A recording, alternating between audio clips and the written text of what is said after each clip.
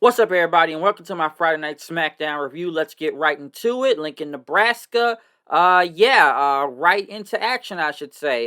We kicked it off with Waller and Theory. They were headed to the ring for a match, but then they went to a video package then talking about last week's SmackDown. But by the time the video package ended, Jimmy Uso and Sol Sikoa were already beating up Cameron Grimes. After they beat him up and beat up some security guards also with some Samoan spikes. Basically, they headed to the ring. Paul Heyman was already there. Waller and Theory got up out of Dodge. Heyman had the mic basically saying, we're not the bad guys. It's just the James Bond wannabe right there, Nick Aldis, and that Roman Reigns doesn't even need to be in this fatal four-way match at the Royal Rumble. And he feels like Aldis is against him. Aldis got the microphone and said, listen, the Rumble match, the fatal four-way, that's a done deal. It's still happening. And since you guys want to come out here and ruin matches and whatnot, you're not going to ruin the main event because you're going to be in the main event. It's going to be a six-man tag. Randy Orton, AJ Styles, and LA Knight versus the Bloodline. All three members of the Bloodline. But Heyman said Roman isn't here. All right. He's not here? Okay. So you guys better find a partner by the end of the night. And Heyman was pissed off then as Aldis had left. Heyman basically, I guess, had to look for some type of tag partner tonight, so that was going to happen. They had a Santos video package with Humberto and Angel. I might as well call these guys the new Legado de Fantasma because they end up going against the former Legado de Fantasma or LWO and whatnot. Santos was on commentary. I know he was on commentary until Carlito came out there and basically attacked him. Then after that, they ended up brawling, going, somewhere else into the crowd.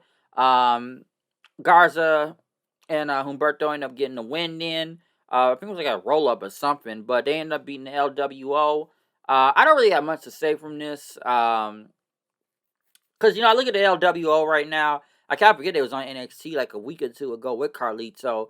And I feel like now the LWO, I don't know. I still feel like they need to bring in Andrade, which maybe they will do because they can put him back with Vega, which would make a lot of sense. Or hell, Dragon Lee, he just lost that North American title. Might as well put him in there. Ray's out of commission right now, and Santos has a whole other group. So I don't know because right now the LWO just kind of, I don't know, they're just there.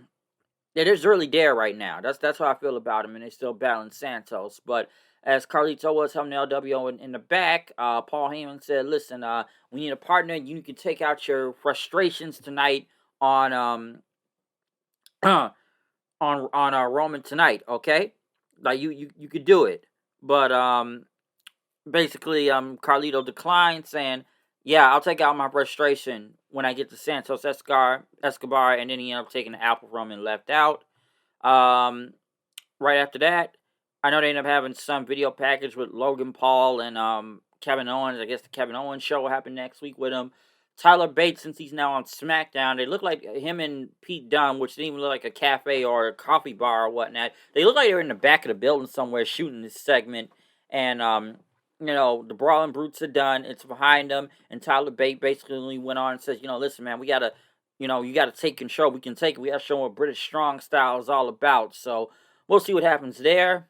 Bianca Belair went against Bayley. I'm actually surprised this match actually went this long, which they actually got some time on here. I didn't really think it was gonna go, because shit, it went like 15, 16 minutes. I know Damage Control was out there. Bianca ended up winning on her own with the KOD. I know Damage Control basically looked on and didn't really help Bayley, even though because the referee was looking dead at him. Bianca did get the KOD and won the match though. Like I said, it's not much to say from this, and whatnot.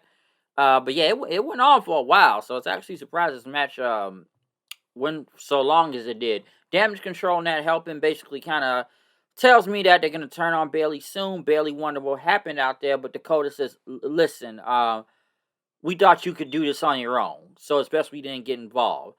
And listen, you got to win the Royal Rumble, okay?" So you can still do that on your own, right? So we don't need to keep arguing about this. So I feel like I said, they're going to turn on Bayley soon enough. Bobby Lashley and the Street Profits came out talking about Cross and AOP from last week. I know they had Paul Ellering come out there and point at the screen, and Cross had a video basically talking about the authors of pain and the final testament and all that. You know, when I saw it happen last week with Cross and AOP and Paul Ellering coming back and Scarlett with brunette hair now, and I'm sitting there wondering. I'm looking at this like I'm looking at Lashley's crew, and at one point they were supposed to be getting these guys over as heels and gonna be some type of dominant force. And I thought they were trying to get Lashley over at one point, but now I guess they're automatically faces now because they keep cheering for Lashley. So I feel like they got Lashley and them trying to get over, trying to, get crossing them over as a threat now. Because when I looked at Cross's t-shirt last week and it said Final Prayer, I'm like, yeah, it kind of feels like a final prayer right now. Because here's my problem with this whole group. I don't even mind AOP coming back with Paul Ellering. Because listen, when they got to the main roster a few years ago, they immediately took out Paul Ellering. And then I remember AOP being with Seth and Murphy and whatnot. But the problem with Cross leading this whole faction is that this dude barely has any wins, has lost to damn near everybody, but now I'm supposed to believe he can lead a faction now? Because I feel like this is Triple H's desperate attempt to do anything to get crossover. And I don't think the people are buying into it still. And don't get me wrong, I like Cross, but I gotta admit, the dude is not as cracked up as it was supposed to be. Because, yeah, we could look at his first one coming on the main roster. Yeah, I get it. It sucked. It had the Shredder mask and all that. And I'll admit, Vince messed that one up. But then second time around, they brought Cross back. And this is under Triple H's helm. So they put him against Drew. It wasn't all that. And then it's almost like he just didn't feel interesting. Some blame the hair, but I don't think Cross is cracked up as a lot of people think he is. I'm be honest. And I feel like right now, this is just a way to desperately get him over. Because why would this guy be leading a faction when he loses all the time? Okay, and then when I see the promos, it's kind of like whatever. I'm just kind of waiting on him to lose. So, it's kind of crazy that they're trying to get Lashley now and crew to get him over. Paul Heyman tried to get Lashley to join him, but Lashley said, yeah, we've been friends and whatnot, but listen, when I want to get in the ring with the Bloodline, that's going to be opposite against Roman Reigns. Next, Austin Theory went against Carmelo Hayes. Now, obviously, I'm not really going to go into the match itself. It was actually kind of getting good, but unfortunately, what was it? Theory went for a Spanish fly on Melo, and I guess both of them landed on their head and neck. And I looked at it a few times. It looked like Theory got the worst of it. I'm not sure of Melo and whatnot, but they called up the X sign. And I gotta say, man, another injury in under a week. That's crazy. First we saw with Vinci on Raw, and now we seen it with Melo and Theory on SmackDown. Apparently, someone had an NXT live event tonight also with Cora Jade getting hurt. So I heard about that tonight too. But yeah, I'm not really sure who took the worst of that Spanish fly, but it really looked like Theory did kind of land kind of hard on his head and neck. I'm not sure about Melo, but I had to look at it a few times. But that was very unfortunate what happened. So hopefully these guys, hopefully nothing too bad happened to them, and they can shake it off and get back up. But yeah, that was a pretty hard landing they took from that Spanish fly. In the main event, we did get, well, it was supposed to be a 6-man tag or handicap match because Paul said, I went through everybody, we can't do it. And now they got something to worry about. Solo wasn't worried. Randy Orton came out, but was immediately attacked by the Bloodline. So then it was just AJ Styles and LA Knight versus the Bloodline. But Randy Orton ended up coming out there anyways, and RKO and Jimmy Uso for the win. Right after that, Solo attacked Orton. AJ hit the phenomenal forearm on him.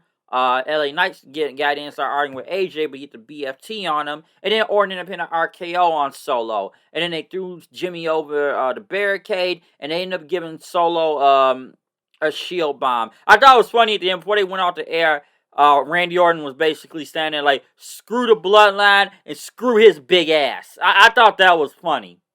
I don't know why. That was funny and cool at the same time. Like the way they just had that before it went off the air. Like, screw the Bloodline and screw his big ass. That was great. I thought that was great for some reason.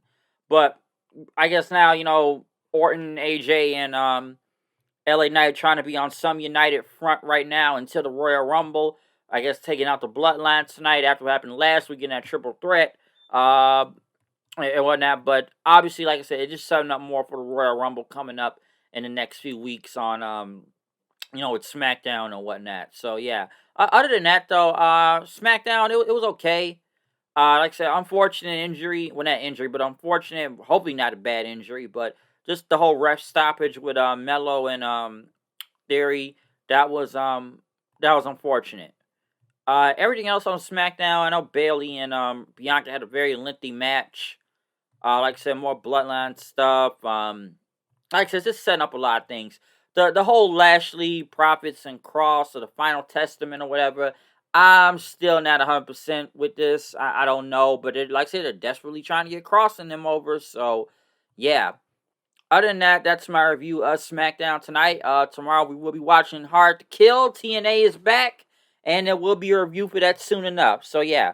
Other than that, that's all I got to say. Comment, subscribe, follow me on Twitter, Hood Knight 890. See y'all then. Peace out.